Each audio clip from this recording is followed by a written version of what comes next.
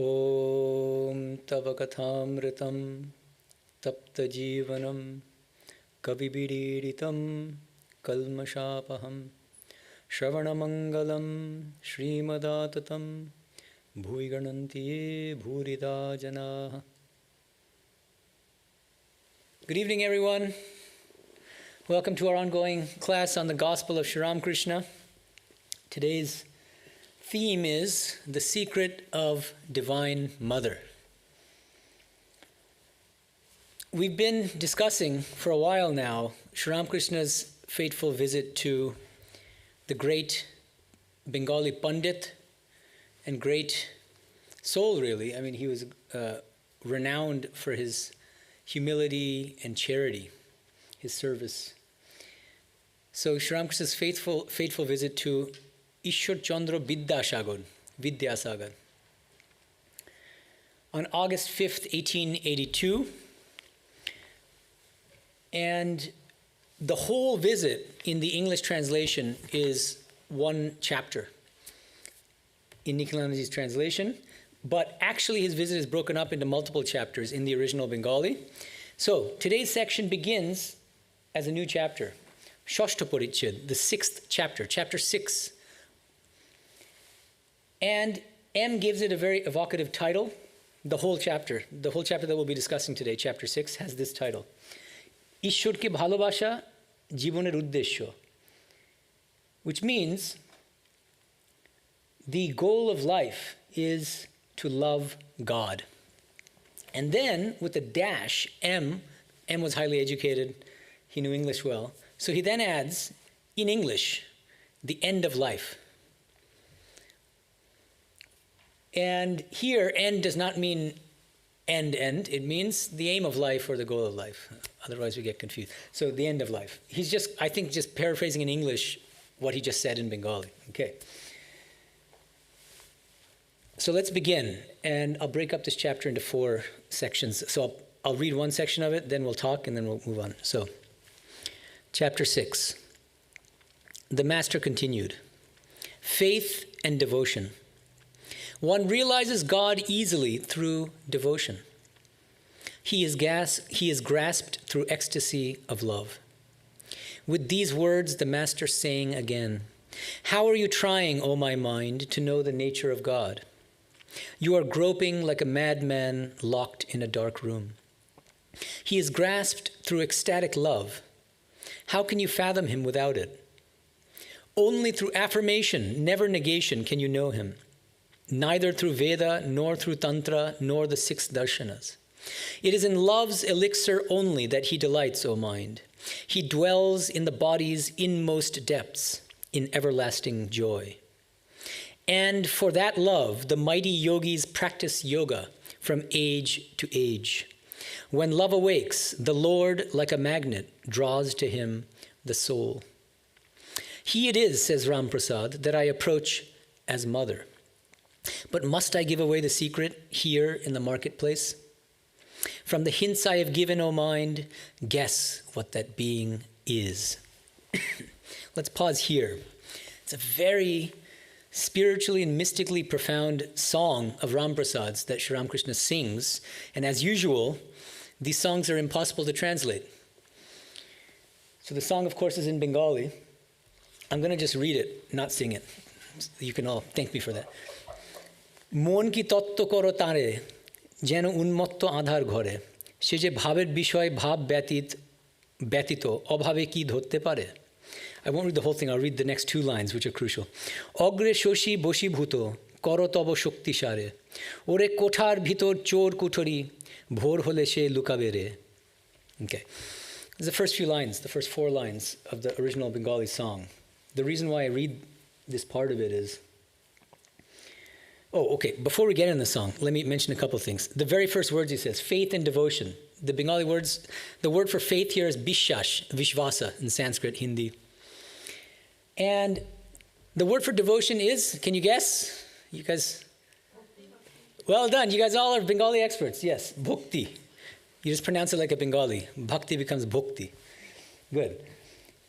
And then the second line, the second sentence is very interesting. Tanke bhaktite shohoje pawa jay. One realizes God easily through devotion. It's an accurate translation, but I think it's worth dwelling on that a little bit. Many people think that between two paths, if one is easier, it's also lower, somehow preparatory. Kindergarten is easier than high school, therefore kindergarten is lower. That's the way that I think people are conditioned to think. And so followers of Shankara's school, they say, yeah, bhakti is easier because it's meant for dullards, those who have impure minds, who are not ready for the rigors, the really tough path of Jnana Yoga. It'll be too tough for them. Eventually they might come up to our level, but they're not there yet. But I don't think that's what Sri Ramakrishna meant. Think about if you're trying to get up to the roof of a house. There's a staircase, there's a rope, let's say, and there's an elevator. What's the easiest way to get up to the roof? The elevator, because you literally have to burn 0 calories. You just walk into the thing, you push the button, and you're there, voila. And second most would be stairs, right? And the toughest would be arguably the rope. Now, there are some people who have strong upper bodies, very fit, who can just zoom up that rope, right? Maybe very quickly. Let's pause it 5 seconds. Now let's posit that the elevator, the bhakti elevator, takes you there in, let's say, 4 seconds, or let's say even 5 seconds. Okay? Now, so every single human being on earth can take the elevator. It's large enough for wheelchairs and all that. But maybe only 1% of people can climb that rope, and of those 1% with sufficient upper body strength, there's some who will take 5 minutes to climb up the rope because it's a struggle even for them. And there's a tiny minority within the 1% who are able to climb it very quickly and reach the roof in the same time as it takes to get up in the elevator. So the whole point of this is, even though the elevator is the easiest path, doesn't make it somehow lower. It will take you to the same destination just as quickly, if not more quickly. For the vast majority of people, far more quickly, because they don't have the spiritual upper body strength to climb the rope to the roof. This is the idea. Chapter 12 of Bhagavad Gita says exactly the same thing. Arjuna asks point blank to Bhagavan Krishna, which path is better? Is it those who practice bhakti toward you, devotion toward you, O Krishna, or those who meditate on the impersonal absolute? And Krishna says, both are okay, but the path of jnana is much more difficult, much more arduous for the vast majority of people because they identify with the body. They have so much body consciousness. Dehavat bhiravapite. Kleshodikaraste avyakta satachis. Okay? So again, I think that, so Sri Aurobindo, we have a separate class on Bhagavad Gita and the light of Sri Ramakrishna. And Sri Aurobindo, in his commentary on chapter 12 of the Gita, he argues against the classical Advaitic reading of chapter 12, which says, so Krishna is saying that bhakti is good for lower aspirants, but the highest and toughest path is Jnana Yoga, which is meant only for a small spiritual elite. And Sri Aurobindo says that's definitely not what he's saying. So I think we should also interpret Sri Ramakrishna's statement here, one realizes God easily through devotion, not as suggesting that bhakti yoga is a lower path than jnana, but that it's actually the best and easiest and swiftest path for the vast majority of spiritual aspirants. I think that's what he's suggesting. Because in many other places in the gospel, he'll say, Kolite Narodiya Bhukti, in this Kali Yuga. What is a Kali Yuga? It's our current age, which is the worst in a sense from a spiritual standpoint, because we're the most body conscious, the most materialistic, and in a sense it's the best. Why? Because God is so gracious that he's allowing us to realize him or her just by repeating God's name and surrendering. We don't have to practice the terrible austerities, the difficult austerities that the great rishis in past ages performed. Okay. So Sri Ramakrishna would say, in this Kali Yuga, bhakti is the best and easiest path. He would say that again and again. It's kind of a keynote in the gospel, you can say. So I think it dovetails with that. Now we get, and then the third sentence, another very significant sentence, he says, in English, he is grasped through ecstasy of love. And the Bangla is, Tini bhabed bishoy. First of all, this he. Almost always, when Sri Ramakrishna is talking about God, it's she, because he's thinking of God as Divine Mother, his beloved Kali. So I would say she is grasped through ecstasy of love. And what's the word in Bangla for ecstasy of love? Bhab. bhava, which in Sanskrit and Indian languages has many different connotations in different contexts. Here I think Niklanji is quite right in translating it as ecstasy of love. It's a very high spiritual state. And that's what leads Sri Ramakrishna to sing this extraordinary spiritual song. And he uses the same phrase. He's actually quoting from the second line of the song. Sheje bhabet bishoy, bhav ব্যতীত. Bhabet bishoy. It can only be accessed. God can only be realized through bhava. Okay, so he's quoting a line from the song, and then he sings the entire song. Now we get to the song itself. There are a couple things. As I read out the song to you, you'll notice that the pronoun he is used to refer to God throughout. That needs to be changed to she. Ram Prasad was a great Kali Bhakta.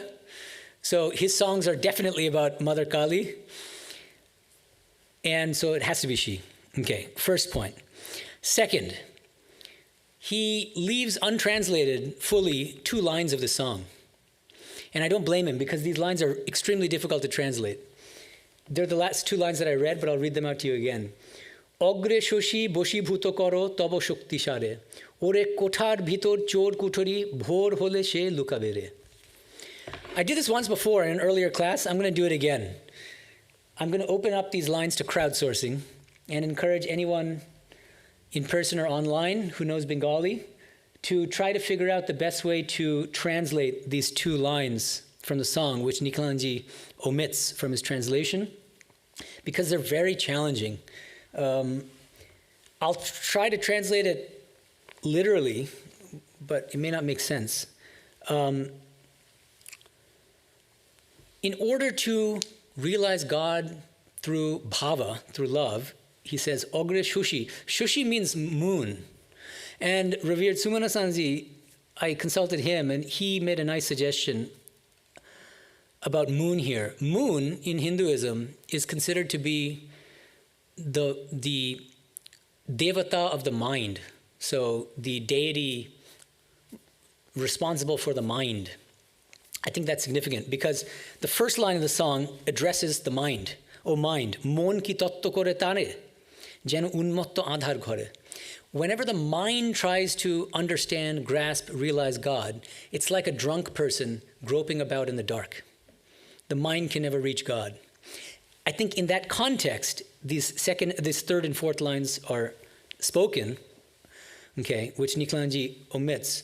Now, ogre means before you can attain the state of bhava, shushi, the moon, boshi bhuto koro tobo shukti share, with your strength, and by the grace of God, try to subdue the moon. That's what it literally means. So that's why I think Sumana Sanji's suggestion that we shouldn't take the moon literally. You're not actually subduing the moon. But moon as a kind of metaphor for mind.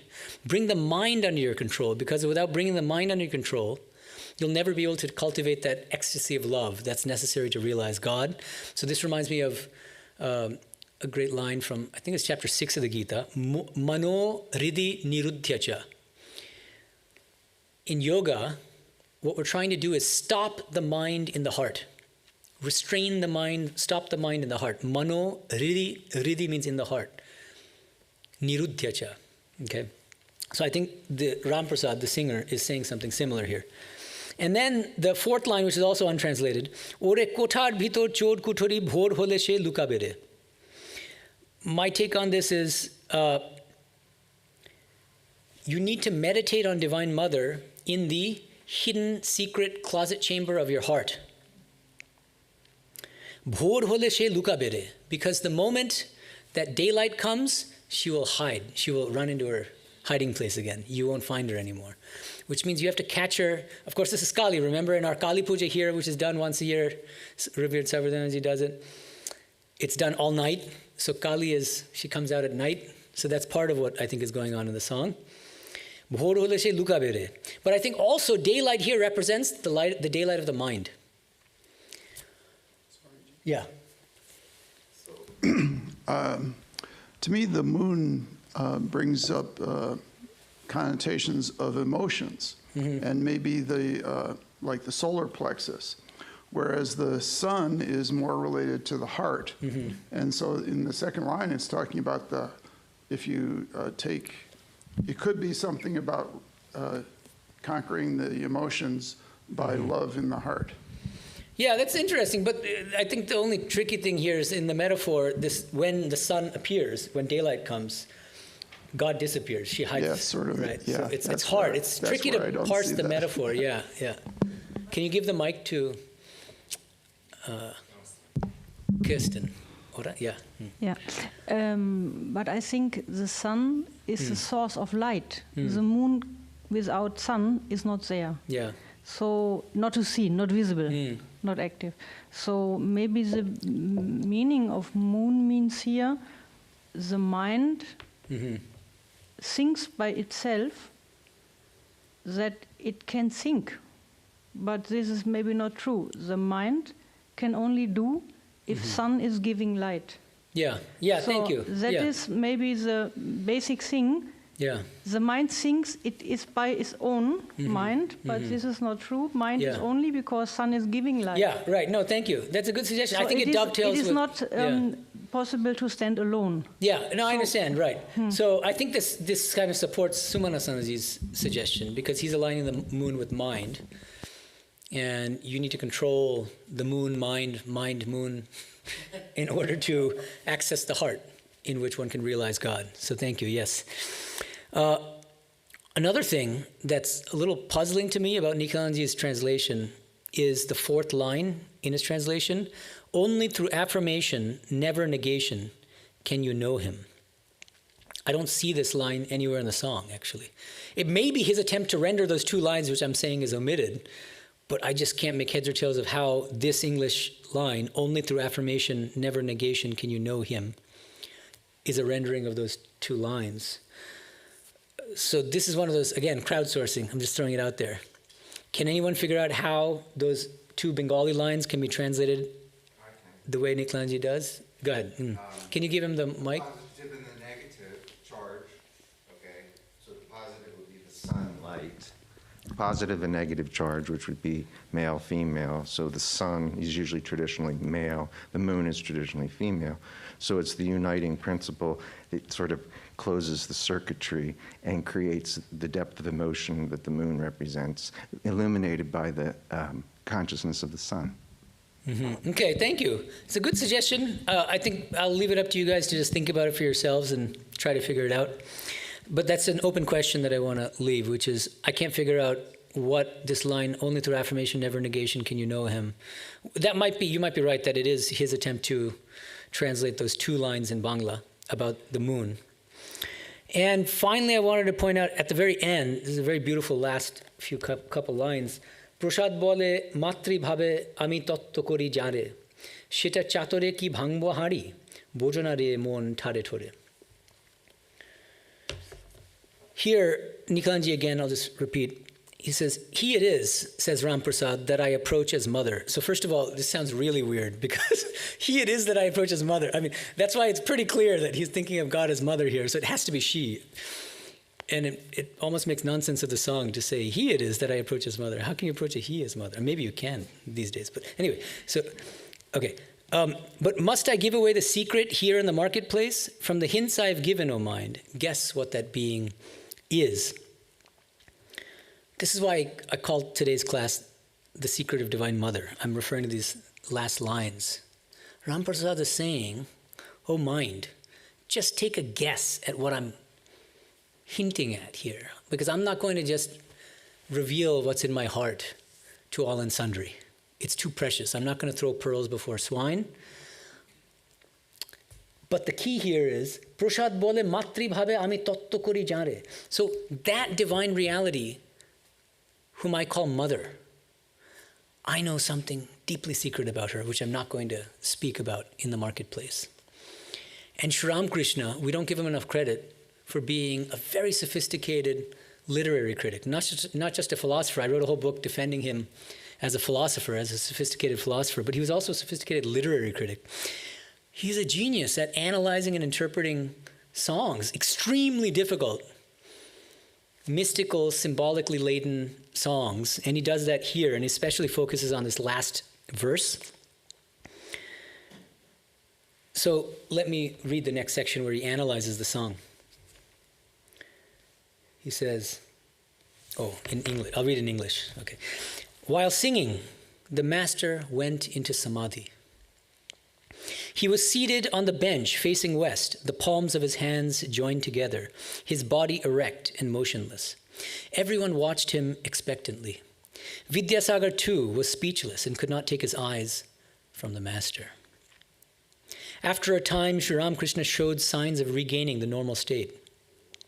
He drew a deep breath and said with a smile, "The means of realizing God are ecstasy of love and devotion. That is, one must love God. He who is Brahman is addressed as the mother. He it is," he's quoting the last lines of the song, "He it is, says Ramprasad, that I approach as mother. But must I give away the secret here in the marketplace? From the hints I've given, O mind, guess what that being is." And then Sri Ramakrishna analyzes these lines. He says, Ramprasad asks the mind only to guess the nature of God. He wishes it to understand that what is called Brahman in the Vedas is addressed by him as the mother. He who is attributeless also has attributes. He who is Brahman is also Shakti. When thought of as inactive, he is called Brahman. And when thought of as the creator, preserver, and destroyer, he is called the primordial energy, Kali. Brahman and Shakti are identical, like fire and its power to burn. When we talk of fire, we automatically mean also its power to burn. Again, the fire's power to burn implies the fire itself. If you accept the one, you must accept the other. Let's pause here. So a couple things. First of all, part of the reason why he's such a genius at analyzing songs is because he can directly demonstrate the highest import, the deepest import of the song. You know, we all listen to spiritual songs. How many of us go into samadhi by listening to them? If we have a pure enough mind, then that's what happens. So Sri Ramakrishna demonstrates that to Vidyasagar, who was an agnostic, actually. This is known because M tells Sri Ramakrishna on a different occasion that Vidyasagar, in a mood of pique, says, and you guys, anyone who attends my classes regularly will know, I refer to this incident a lot. Vidyasagar says, Genghis Khan killed 100,000 people. And God witnessed this, didn't he? Couldn't he have prevented it? So even if God exists, I don't want to have anything to do with him. Kind of agnostic position, right? I mean, he's not denying that God exists. He's saying, even if he does, it's not a God I want to deal with, not a God I want to believe in. Sri Ramakrishna knew that. And Sri Ramakrishna, right in front of his very eyes, is directly realizing God, completely losing external consciousness. That's why M mentions that Vidyasagar too was speechless and could not take his eyes from the master. He had never seen that before. He didn't even believe that it was possible to realize God, to have direct experiential realization of the divine. So that's the first thing. Secondly, a tiny little point to make about Nikalanji's translation. When M describes Sri Ramakrishna's body in the state of samadhi, everything is accurate. Deho unnato osthir, nitroddoy spondohin. There's a small sentence in the Bengali which is omitted. Nikalanji mentions that his palms of his hands are joined together and that his body is erect and motionless. But right after that in the Bengali is nitroddoy spondohin, which means his two eyes are completely motionless and sort of transfixed in God. So I think that's significant too. And finally, his interpretation of this last line is extremely sophisticated. You don't get it, Ramprasad does not mention Brahman anywhere in the song. But Sri Ramakrishna, through his own direct realization and his own experiences, he says, what is the secret of Divine Mother that Ramprasad is hesitant to speak before the marketplace? The secret is that very divine reality which yogis call the Atman, which Jnanis call Brahman, is Divine Mother. So by reaching Divine Mother, you can attain the highest Brahman as well. Two birds with one stone. And why is bhakti easier? Because Prasad bole matri bhabe ami tattva kori jare. And Sri Ramakrishna will go on to analyze that a little bit later. Because what is easier than calling on your own mother with love? What is easier? Brahman is impersonal. How do you love something that's so impersonal? You can love your mother. That's the secret. And it's not that by loving mother you reach mother and that's somehow one path and one goal, and then if you meditate on Brahman, the impersonal, you reach some other goal. It's the same goal. It's the same goal, and the dynamic aspect of the divine reality is called Shakti, Divine Mother, and the static, inactive aspect of the same divine reality is called Brahman.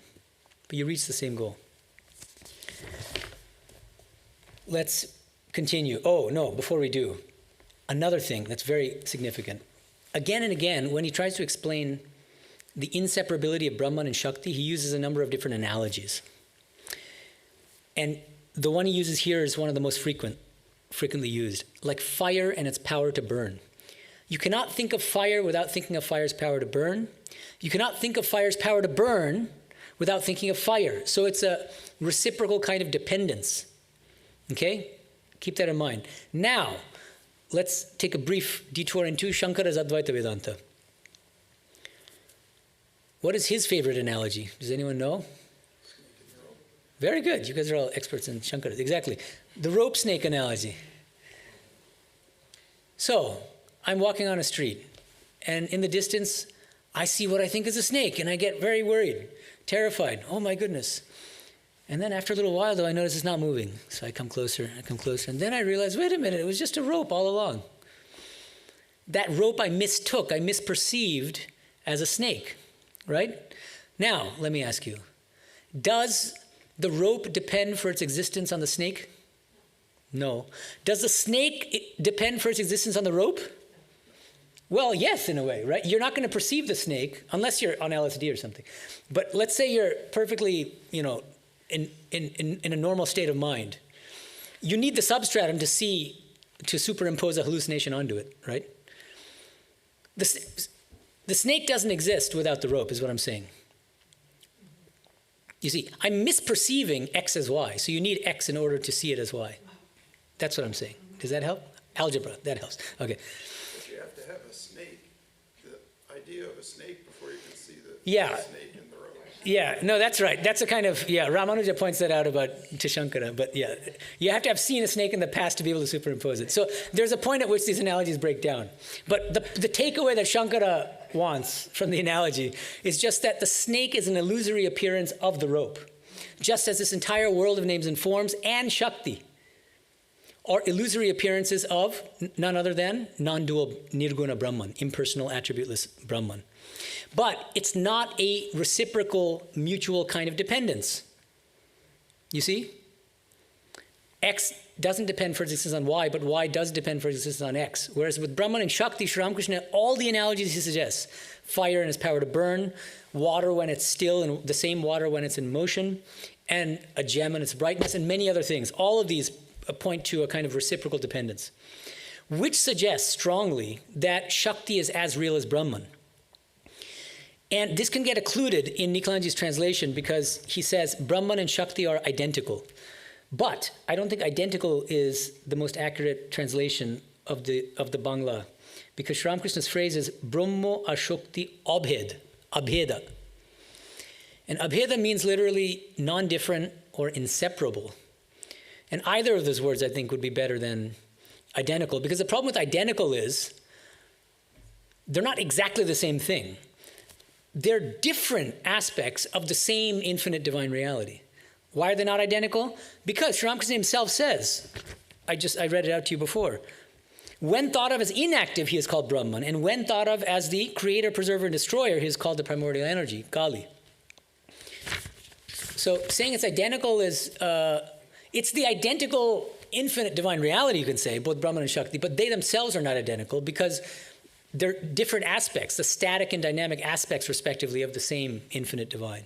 Okay? So I think that it's better to translate this as Brahman and Shakti are inseparable or non-different. That's my suggestion. And and I also don't think that it's easy to assimilate Sri Ramakrishna's teachings on the inseparability of Brahman and Shakti to this classical Advaitic paradigm, which says that Shakti depends for its existence on Brahman, but Brahman doesn't depend for its existence on Shakti. Okay? Let's read on. Brahman alone is addressed as the mother. He continues his analysis of the song. This is because a mother is an object of great love. One is able to realize God just through love. Ecstasy of feeling, devotion, love, and faith. These are the means. Listen to a song. Another song. As is a man's meditation, so is his feeling of love. As is a man's feeling of love, so is his gain. And faith is the root of all.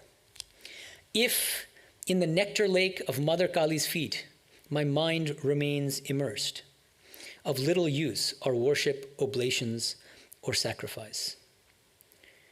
What is needed is absorption in God, loving him intensely. The nectar lake is the lake of immortality.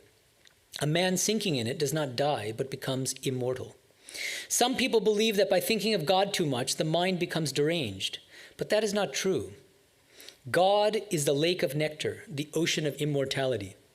He is called the immortal in the Vedas. Sinking in it, one does not die, but verily transcends death. And then he quotes a line from the last line of the song. Of little use are worship, oblations, or sacrifice. If a man comes to love God, he need not trouble himself much about these activities. One needs a fan only as long as there is no breeze. The fan may be laid aside if the southern breeze blows. Then what need is there of a fan? Let's pause here. The Bengali song is very short, so I'll just read the whole thing. It's 4 lines. Bhabile bhaber udoy hoy. Oshe jemon bhab temni labh mool she prottoy. Kalipodo shuda hrode chitto jodi roy, jodi chitto dube roy. Tobe puja hom jag joggo kichui kichu noy. You can even tell, even if you don't know Bengali, that there's a marked rhyme scheme. Every line, every one of the 4 lines is this oi, oi, oi, oi, which is, you can't translate those things. So a quadruple rhyme. And right before he starts singing the song, he says, ecstasy of feeling, devotion, love, and faith. These are the means. The Bangla here is bhab. So ecstasy of feeling here is actually, the Bengali word is bhab. That same bhab from the previous song that Sri Ramakrishna is talking about, bhava. Then he says devotion is bhakti, bhakti. And third is love, that's bhalobasha, that's fine. And faith here is bishash. And a new section begins. M actually gives a new section title. And Niklanji never includes these section titles, but I'll just read it to you. The section title is, in Bangla, Upai. Age bishash, tarpor bhakti. Upai means the means to realizing God. Then, age bishash. First you need bishash, faith. Then, tarpor bhakti.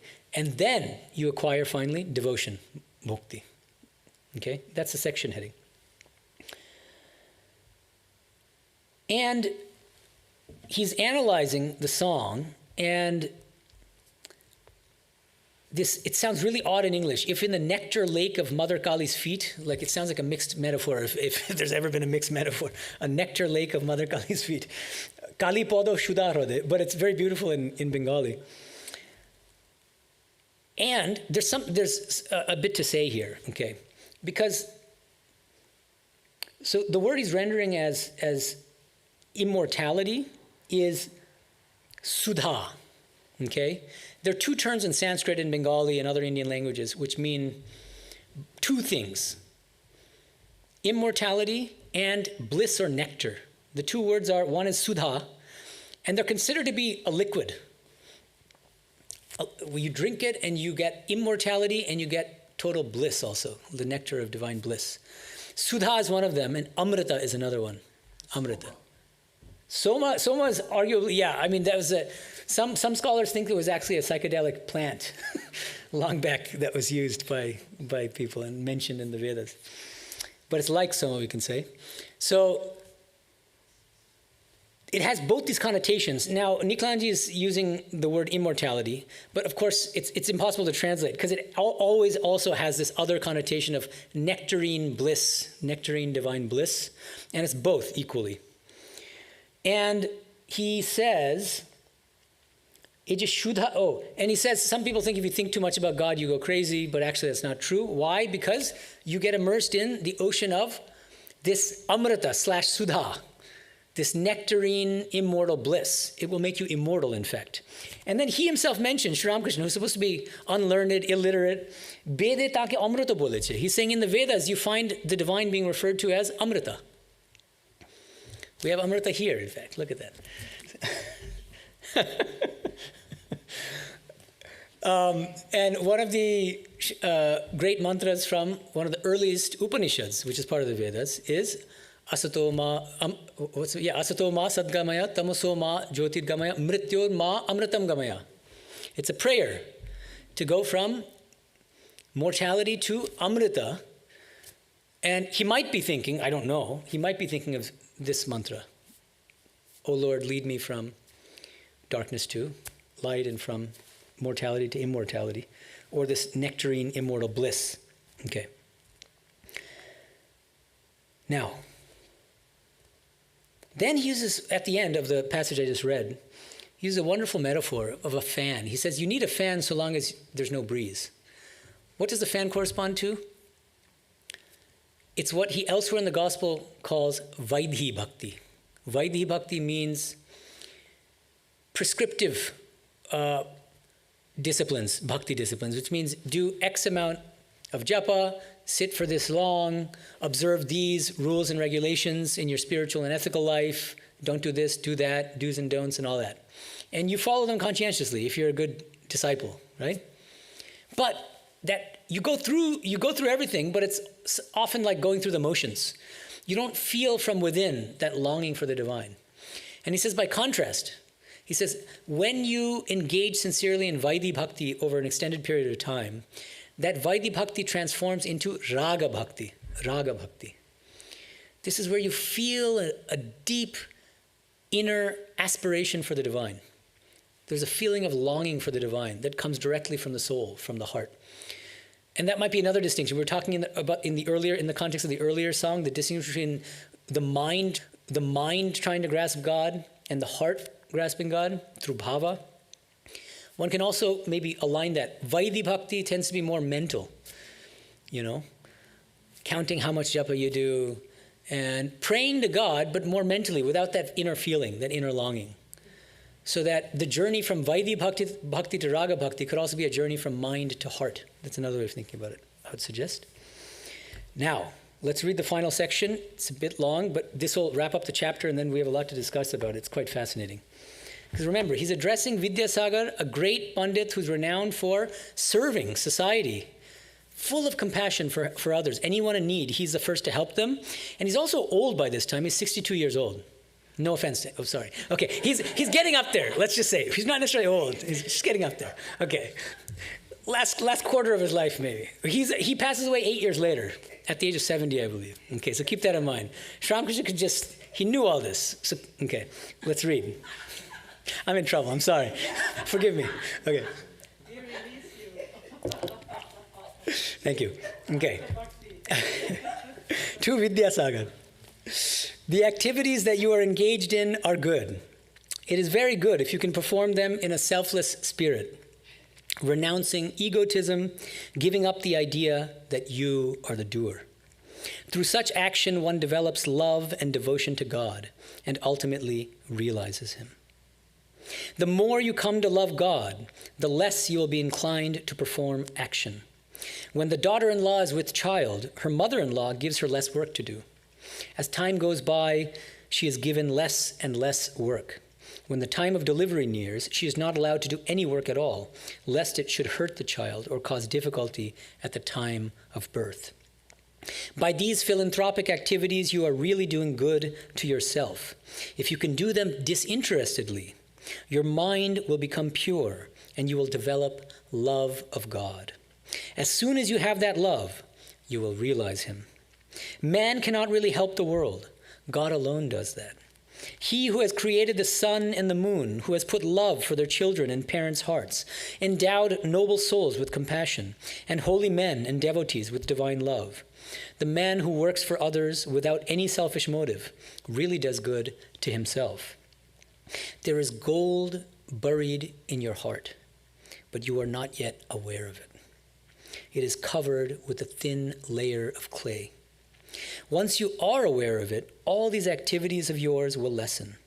After the birth of her child, the daughter-in-law in the family busies herself with it alone. Everything she does is only for the child. Her mother-in-law doesn't let her do any household duties. Go forward. A woodcutter once entered a forest to gather wood. A brahmachari said to him, "Go forward." He obeyed the injunction and discovered some sandalwood trees. After a few days, he reflected, "The holy man asked me to go forward. He didn't tell me to stop here." So he went forward and found a silver mine. After a few days, he went still farther and discovered a gold mine, and next, mines of diamonds and precious stones. With these, he became immensely rich. Through selfless work, love of God grows in the heart. Then, through his grace, one realizes him in course of time. God can be seen. One can talk to him as I am talking to you. That's the end of the chapter. But there's a lot here. See, this goes all the way back to the beginning of the order, actually. Swami Vivekananda travels to the US, 1893, comes to the West twice, actually, makes a second trip, goes back to India again. He founds the Ramakrishna order in the name of Ramakrishna, his guru. And he's with his brother disciples, and he encourages them, instructs them as the leader of the group to engage in social services. And some of these brother disciples, Yogananda ji, Latu Maharaj, even the author of the Gospel, M, something smells fishy. They don't like it. And they think that it was this influence of the West, the pernicious influence of the West. He comes here, the Christians brainwash him into thinking that the be-all and end-all of life is social service, and he comes back and he's trumpeting these Western ideas in the name of Ramakrishna. And I want to read to you a very important incident that happened in 1897 when Swamiji came back from the West. His brother disciple Yogananda ji tells him that Sri Ramakrishna had emphasized bhakti alone for spiritual seekers, and philanthropic activities, organizations, homes of service for the public good, and patriotic work were Swamiji's own peculiar ideas. This is a quotation from Nikhilanandaji's biography of Swamiji. It's an authentic source. The result of his Western education and travel in Europe and America. Okay. And another thing I wanted to point out, very significantly, M gives this whole section that I did, the last section I just read out to you, a new section heading. And the heading is very, very provocative and interesting. It's long. The first part of it is in Bangla. Nishkam karma ba karma jog o jagoter upakar. So nishkama karma means desireless works, otherwise known as karma yoga. That's what he's saying. O jagoter upakar, and helping the world. That's what jagoter upakar literally means. Then in English, M writes, originally in English, even though it's in the Bengali text, he says, Sri Ramakrishna and the European ideal of work. Isn't that striking? European ideal of work. M himself, remember I said M himself, there's another incident separately where he visits Kashi, our center in Varanasi, and he sees that there's a hospital and we're serving the sick and the helpless, and that monks are doing things like cleaning latrines, and he's just completely turned off. And he asks Holy Mother, he says, what is this stuff that Swamiji has started? I don't think Sri Ramakrishna would have approved. And she says, I see Sri Ramakrishna working here in the center. And then that shut him up. But yeah, can we give the mic to her? Yeah. Swamiji, when he heard Thakur make that comment about compassion for you to have compassion towards others, Swamiji responded afterwards, today I've learned something that, like I have a message for the East as, for the West and the East as Buddha had. Yeah. So it wasn't as if he hadn't taken this from Thakur. It wasn't from being in America. You're preaching the choir here. Nothing to do with America. You're absolutely, the thing is, greater souls than us believe that he was influenced by the West, like Yogananda ji and these other people. Latu Maharaj and these others. And one can see, what I'm saying is on a superficial reading of the gospel, it's easy to come away feeling Sri Ramakrishna is saying that philanthropic activities and service are kind of lower activities, but that at a certain point in spiritual life, you should give them up. I agree with you. I wrote an entire article called Shiva Jnana Jiva Seva, re-examining Swami Vivekananda's practical Vedanta in the light of Sri Ramakrishna, and I make exactly the argument you're making. So I agree with you. However, I think it's also important to give credence to the fact that so many great disciples of Sri Ramakrishna felt otherwise. And I think we should take that seriously. And I'm saying that passages like this from the Gospel can easily be read in that way. That's my suggestion. Unless we read between the lines, bring in his teachings elsewhere like Shiva Jnana Jiva Seva, which you don't find in the Gospel. That's another thing. You find that only in the Lila Prasanga, Sharadanandaji's biography of Sri Ramakrishna. So you need to know that text also. And so there are multiple things going on here. But now coming back to this incident, when Yoganandaji just very boldly confronts Swamiji and accuses him of being brainwashed by the West into doing all this social service, Swamiji's response, even more fierce. He says, you think you have understood Sri Ramakrishna better than myself? You think jnana is dry knowledge to be attained by a desert path, killing out the tenderest faculties of the heart? Your bhakti is sentimental nonsense, which makes one impotent. You want to preach Sri Ramakrishna as you have understood him, which is mighty little. Hands off. Who cares for your Ramakrishna? He says. Oh, it's extraordinary language. Then he runs off weeping. He starts weeping and he runs off to a room or in a corner and starts meditating as he's weeping. And then the brother disciples realized how much everything he was doing and saying was coming directly from the master.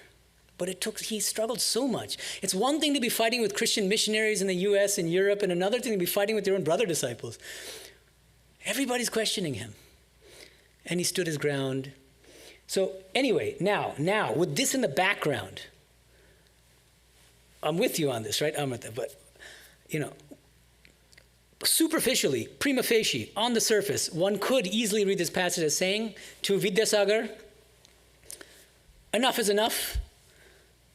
Now it's time to stop all this philanthropic activity and to focus on just your spiritual practices, bhakti and all that. But number one is what Amritama pointed out, which is that we need to bring in other teachings like Shiva Jnana Jiva Seva. Sri Ramakrishna says, this is in Lila Prasanga, not in the Gospel, he says, who are we to practice compassion? We are like worms crawling on the earth. Rather, Shiva Jnana Jiva Seva. Serve others in a spirit of worship by trying to see God in everyone and in everything. Okay, so he also says that, and we should take that into account. But also, I think what's really crucial here, and that really sets this whole thing in the proper context, is when he says, he says, it is very good if you can perform actions, philanthropic activities in a selfless spirit, renouncing egotism, giving up the idea that you are the doer. I think that's very, very significant. Okay, why is it significant? First of all, again, Vidyasagar was 62. He only had 8 more years to live.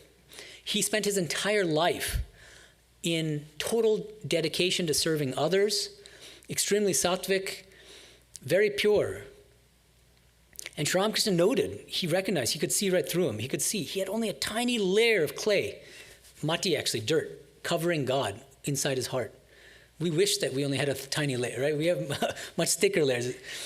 But he had a tiny layer. So Sri Ramakrishna is speaking to a very evolved spiritual aspirant who needed that extra little push. That's my opinion at least.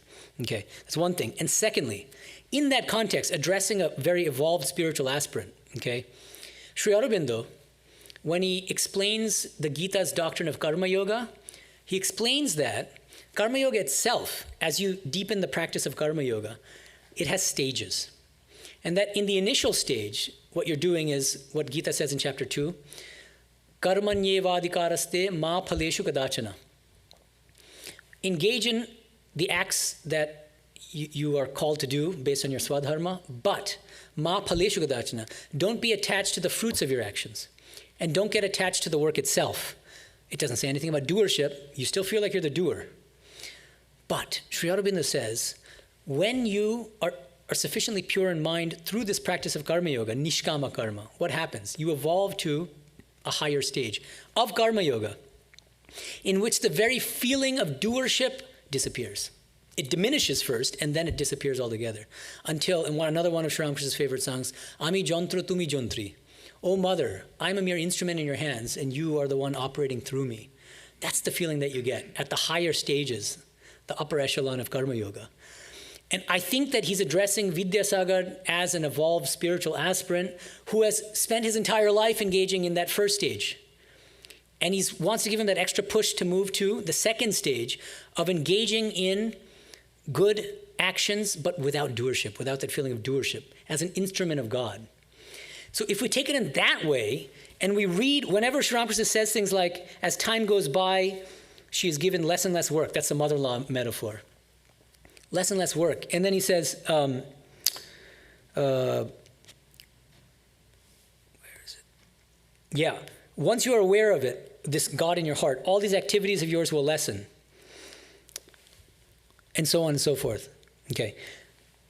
Activities with a sense of doership, I think, is the implication. You're going to feel, the closer you come to God, the less you're going to feel that you are the doer. That doesn't mean that you're going to stop working. Think of the simplest example is Sri Ramakrishna himself. Did he ever stop working? No.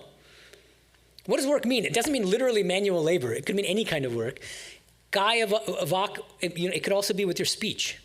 It doesn't even have to be bodily. He's speaking constantly, even after getting throat cancer.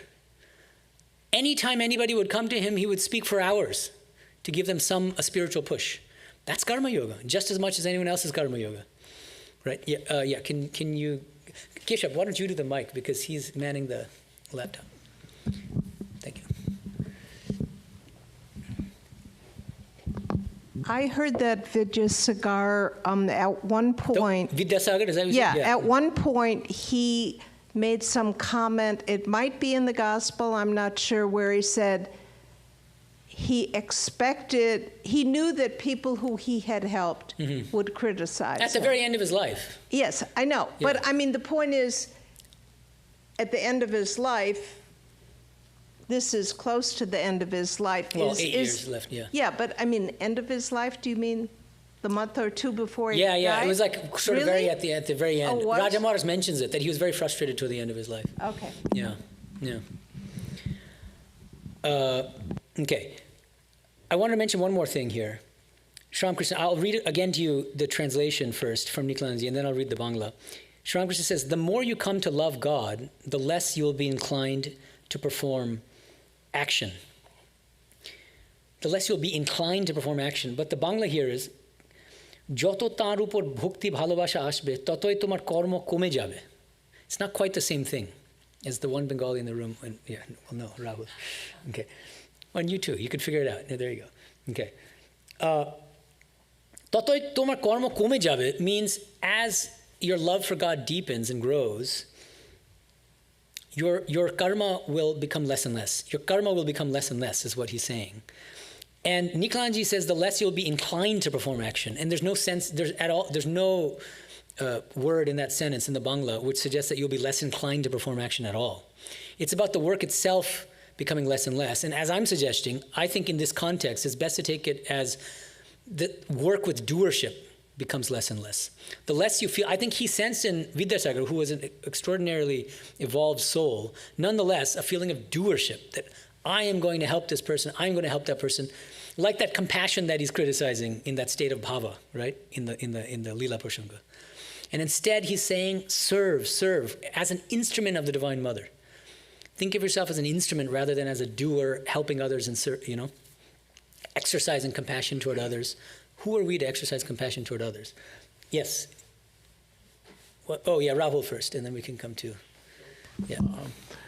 I guess I would have also read it in the more literal sense, perhaps because Many I think people will. I think it's an intuitive reading, but and it's also, I think, the Advaitic yes, philosophy that work lessons for the evolved spiritual. Although the aspirants. bhakti part doesn't work with classical Advaita, But is it possible to interpret it by, for example, the life of Sri Ramakrishna, that physical work reduces and maybe other types of work come to the fore?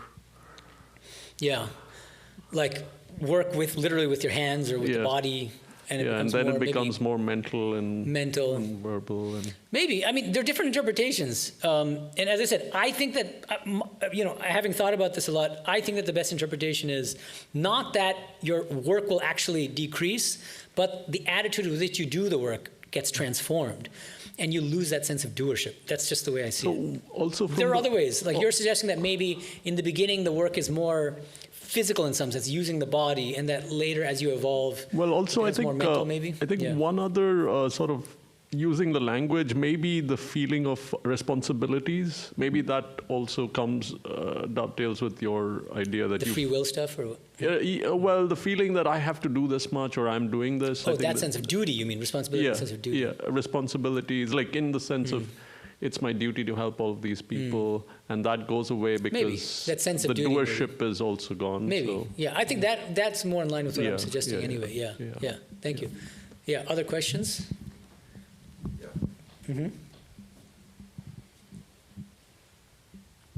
So also the way you were interpreting it, you said the karma will become less and less. Does that mean that the karmic load will become less and less? Because you might think that as you're becoming closer and closer to God, your karmic load will become. Yeah, you mean less and karma in the less. sense of like karma and rebirth, that karma, the doctrine of karma.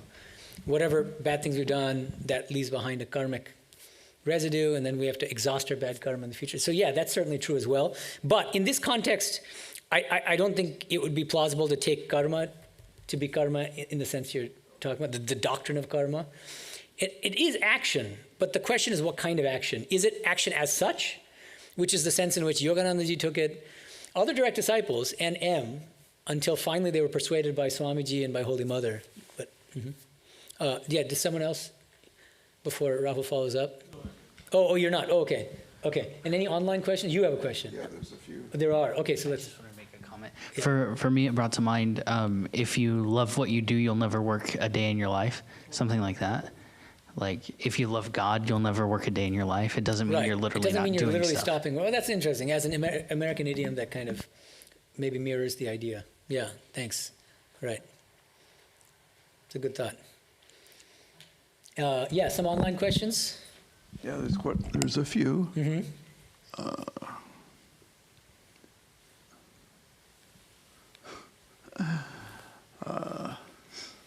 It's too much. Okay, I've seen other monks of the order harmonizing jnana and bhakti without hierarchy by saying that jnana and the highest or para bhakti are the same. What would you say to that? How it compares with, and then it goes, he has an... Yeah, but it's a great question just by itself. Let's pause there. It's a great question. So what this person is asking is that he or she has heard from some monks of our order that jnana and bhakti are on an equal footing because the goal of jnana, the highest knowledge of Brahman, and the goal of bhakti, which is para bhakti, supreme love for God, are identical, the same. And I would disagree. I don't think that's the right way to think about it. And let me just quote to you some teachings of Sri Ramakrishna to buttress my claim, or my hunch on this. Sri Ramakrishna would say, Bhaktora chini hote chai na, chini khete chai. Bhaktas do not want to become sugar, they want to eat sugar. And so the question, using this metaphor of Sri Ramakrishna, would be, some monks of the order seem to suggest that eating sugar and becoming sugar are the same. No, they can't be. Eating sugar requires an eater and the sugar, the thing being eaten, and there needs to be subject-object duality. And becoming sugar is exactly the opposite of that. It's a contradiction of that because it erases all subject-object duality. There's only sugar. Sri Ramakrishna, to illustrate that, would say a salt doll went to measure the depth of the ocean, but the moment it set foot in the ocean, what happens? It melts into the ocean. That's the state of nirvikalpa samadhi, when there's no longer any duality whatsoever. Now, so what I would suggest is, I think it's the right impulse. The impulse behind these other monks, whoever they are, is right, to put jnana and bhakti on an equal footing. The problem is when they do so by basically saying that the goal of bhakti is Advaitic realization. Then you're not doing justice to, and you're not honoring the self-understanding of bhaktas. Because bhaktas don't want to become sugar, as Sri Ramakrishna said tirelessly again and again. So don't force them to become sugar if they don't want it. Right? So instead of positing the ultimate goal of both jnana and bhakti as the same kind of liberation, what I think Sri Ramakrishna actually taught is that there are two fundamentally different kinds of liberation. One state of liberation for bhaktas, the other for jnanis. Both are states of liberation. Why? Because you're liberated from rebirth. You don't have to come back again. You've exhausted your karma. And they're both states of unending bliss, limitless fulfillment. But they're radically different states of liberation. The eating sugar paradigm is you dwell in an eternal loka, an eternal heaven. It could be Ramakrishna loka for followers of Sri Ramakrishna. It can be Goloka for the followers of Krishna. It can be Vaikuntha loka for the followers of Vishnu. It can be the Christian heaven for Christians. It can be Jannah, which is the Arabic term for the Islamic heaven. But you dwell for an eternity in a loving relationship with your chosen form of the personal God, eating sugar. That's it. It's not a temporary rest stop before you have to come back to the world or end up becoming sugar. No, that's it for you. And then there's a fundamentally different paradigm of liberation, which is the goal of jnanis, which is becoming sugar. There's no coming and going, as Shankara would say. You don't go anywhere. Going to a loka is a lower state. That can't be the highest, according to Shankara's school. There's only resting in your true nature as non-dual, pure consciousness, becoming sugar. There's not even a knower of Brahman anymore, because that implies duality. Radical non-duality is there's nothing but Brahman. That's the becoming sugar paradigm of liberation. Both of them are equally real and equally great, equally high, but they're not the same. Yeah. Do realized souls always reside in sattva, or do they also get rajas or tamas bhavas, but are able to transcend them? In the sattva case, etc. Yeah, okay, but I get the gist of the question. I get the idea. Okay. So, yeah. So the question is about the state of mind of a realized soul. Is it possible for a realized soul to have a mind that is not always sattvic? There are the three gunas. This questioner is thinking of the three gunas: sattva, rajas, and tamas. There are three energies which manifest in different ways. So tamas will manifest in the mind and in the body as torpor, sluggishness, sleepiness, laziness, other bad things. And rajas manifests as restlessness, overactiveness, full of desires, ambitions, attachments, drama. And sattva manifests as calmness, tranquility, a sort of natural humility and selflessness, a natural devotion, and so on and so forth. Viveka, vairagya, discrimination, detachment, these things. So now, chapter 14 of the Gita, I think, is very helpful here. It's a chapter on the three gunas. And Krishna explains the state of mind of a realized soul, and he says so in a very interesting way. He says, prakasham cha pravrittim cha moham eva cha pandava na dveshti sampravrittani na nivrittani kankshati. He says, this is the person who has transcended the three gunas. What is the state of mind of that person? The state of mind is as follows, Krishna says. When any of these states are in the mind, prakasham represents that sattvic state of illumination. It's a very good state. It's a positive state from a spiritual standpoint. That the realized soul takes a step back and is not attached even to that very positive spiritual state of mind. Pravrittimcha, that's how rajoguna manifests. Activity and restlessness, and the thoughts are wandering all over the place. That can happen. The mind can also be rajasic, it can also be tamasic. That's represented by moham, delusion, in the same verse. You can even, the realized soul can also be subject to delusion at the level of mind. And yet, what is the mark of a realized soul compared to us? We have so then you say, what's the big deal about, then who wants to be a realized soul? It's the same stupid three gunas. No, the difference is we identify with those three gunas. And the realized soul is the one who is trigunatita, beyond the three gunas, the sakshi. Udasinavad, in the next verse, Krishna mentions. Take a step back. You're not affected by them. That's the power of mindfulness, by the way. Is that, see, doesn't matter what the thought or the feeling is in your mind. Doesn't matter, good, bad, or ugly, or otherwise. Don't freak out about it. Be non-judgmental. Be non-judgmentally aware of whatever's happening at the level of body-mind. Non-judgmentally aware. And that's a practice for most of us as spiritual aspirants, but that comes naturally to the realized soul. Yes, so can you give the mic to Katyayani? Whether it's short or not, I want online people to be able to hear you. Right. Thank you. Is that what the sattva of rajas or rajas of sattva is? Is that what that refers to? Or is that completely different? No, I don't think so. No, that has to do with gradations of, so there are these three main categories, right? Sattva, rajas, and tamas. And what you're asking about is more about how, if you want to kind of get more nuance in this schema, what you can say is, there is a kind of sattvika form of rajas, which is rajas kind of approaching sattva, and there's a more rajasic form of sattva, which is sattva approaching rajas. So it's kind of more fine-grained distinctions and kind of combinations of the three gunas. Okay, so it's categorical. That's what I was wondering. It refers to it's more fine-grained categories of the categorization of the three gunas. Thank you. Whereas what I'm talking about is taking a step beyond the three gunas. And another part of the answer to the question I would suggest is what Sri Ramakrishna says about the realized soul. He says, when you interact with the realized soul, that realized soul may appear as if he or she is angry, is subject to emotions. When Keshav Shin died, Sri Ramakrishna was devastated, seemed to be devastated, wept, couldn't get out of bed for several days. And we think, well, that's very ordinary of him. But Sri Ramakrishna says, the appearance, what the realized soul, there may be the appearance of ordinary worldly feelings, but it's like a burnt rope, he says. And you blow on it a little bit and it disappears. So there's a kind of superficial appearance of the same kinds of worldly emotions that we have. But there's no deep worldly attachment behind it at all. That's another part of the answer, I think. That's what I would suggest. Yes? In Advaita perspective, everything is consciousness.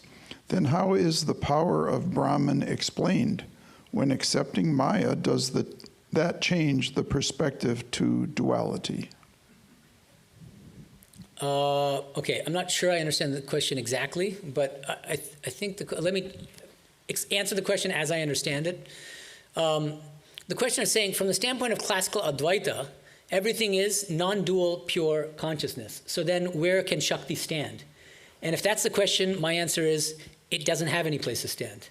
That's my argument. I mean, that's why I think that it's a mistake to interpret Sri Ramakrishna's philosophy through the lens of Shankara's Advaita Vedanta, because Advaita Vedanta does not grant equal reality to Shakti and to non-dual Nirguna Brahman.